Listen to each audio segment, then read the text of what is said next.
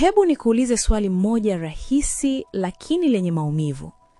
Kama kesho ungeacha kufanya kazi, ungeishi kwa muda gani bila mshahara? Watu wengi wanaoendesha magari mazuri, wana simu za bei ghali na wanaonekana wamefanikiwa, hawawezi hata kuishi miezi 3 bila kipato. Hiyo ndiyo siri chungu ambayo jamii haitaki kuzungumza. Tunafundishwa kuonekana tajiri, lakini hatufundishwi kuwa tajiri. Tunapongeza matumizi, lakini tunasahau usalama. Tunashangilia mwanga wa nje, lakini tunapuuza nguvu ya ndani. Ukweli ni huu: kile unachokiona si utajiri, ni pesa zinazotoweka. Twenzetu kwenye The Psychology of Money cha Morgan Housel. Karibu, na hii ni Sauti ya Kurasa.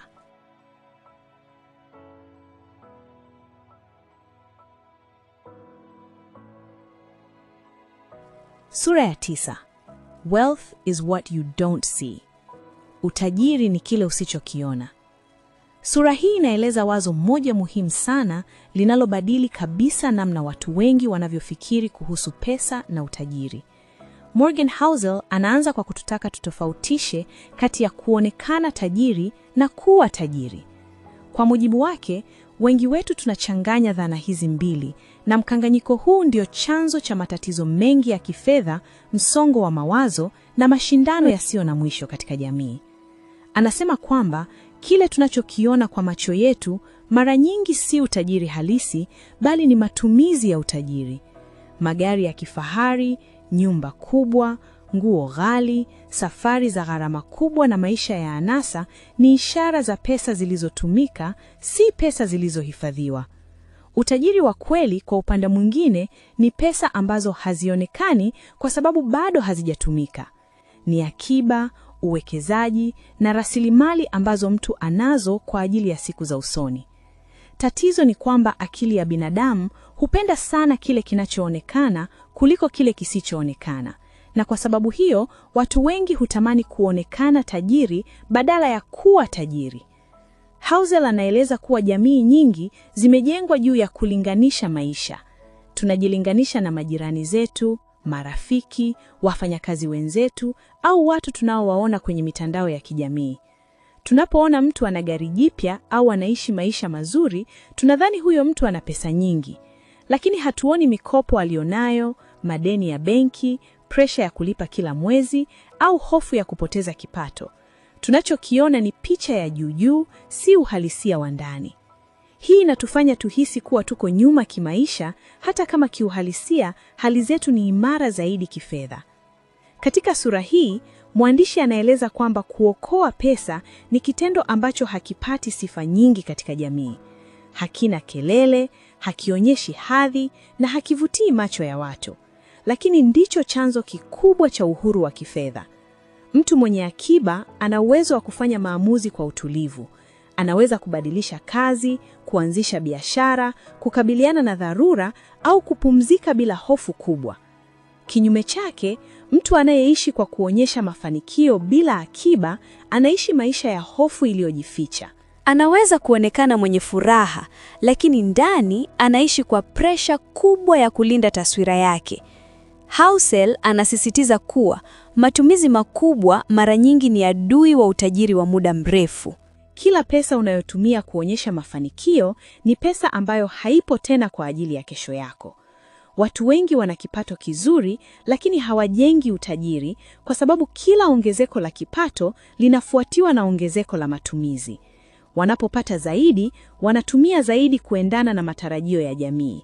Hii inaitwa lifestyle inflation, na ndio sababu watu wengi wana kipato kikubwa lakini hawana akiba.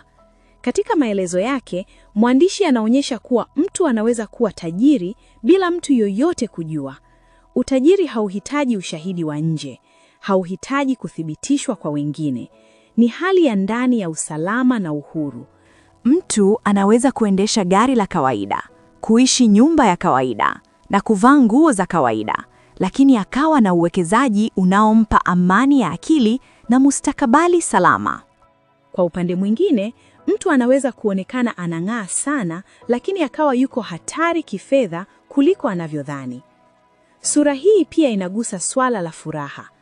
Housel anaeleza kuwa furaha ya kifedha haitokani na kiwango cha matumizi, bali na kiwango cha udhibiti wa maisha yako. Kadiri unavyokuwa na akiba na rasilimali zisizoonekana, ndivyo unavyokuwa na uhuru wa kuchagua kile unachotaka kufanya na muda wako. Uhuru huo ndio chanzo cha furaha ya kweli. Kinyume chake, kuishi kwa ajili ya kuonekana kuna kufanya uwe mtumwa wa mapato yako na mtumwa wa maoni ya watu. Mwisho wa sura hii, ujumbe wake ni wa moja kwa moja lakini mzito. Kama unataka kuwa tajiri, usilenge kuonekana tajiri. Lenga kujenga kile ambacho watu hawakioni. Lenga kuacha pesa zikae, zikue na zikulinde. Usishindane na watu kwa vitu vinavyoonekana, kwa sababu mashindano hayo hayana mwisho.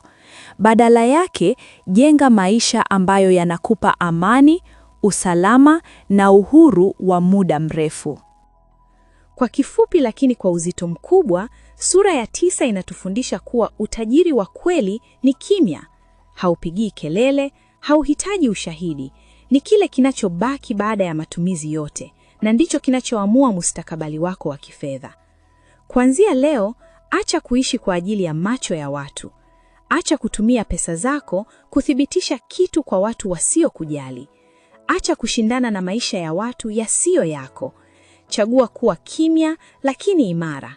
Chagua kuokoa kabla ya kuonyesha.